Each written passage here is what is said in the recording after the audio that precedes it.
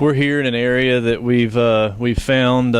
This is an area I noticed some chinch bug damage, and we've pulled over to look, and this is as many chinch bugs as I've ever seen in an area.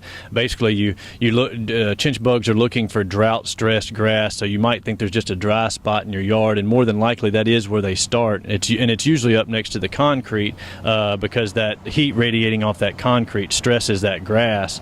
But the chinch bugs will move in, and the way if you think you've got them, you don't look at the dead area, you look at the areas around the perimeter where it's still kind of green, and the chinch bugs will kill an area, and as they eat, they suck the juice out of the plant, and it basically turns it to hay, and they inject a toxin as they eat as well. So you're replacing the grass because it's the only thing that's going to come back there is weeds. But basically, you can see them in here. You see they're little gnat-looking guys, black bodies with their wing tips are white. So you see they basically form in an adult stage. It forms an X across their back as they fold their wings. But there are different life stages. But they say if you can get down on your hands and knees and kind of part the grass, if you can count more than 5 or 6 of them in a minute or so, you got a problem. And right now, I'm not counting, but there are hundreds right here in front of them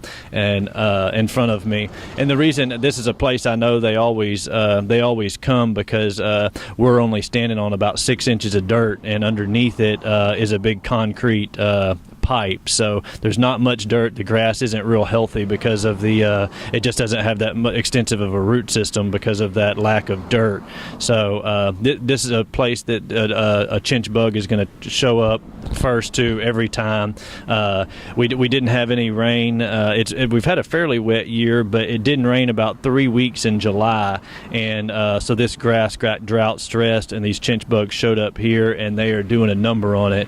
And if this was your backyard or front yard, you would definitely have to replace this grass. And I would recommend a today treatment of either the Sayonara liquid or the Nitrophos Bug Out Max would take care of these guys in a real big hurry. They're really easy to kill, but you got to identify them. You can't mistake them for just drought stress. You got to get down on your hands and knees, and you can confirm it pretty quick by doing that.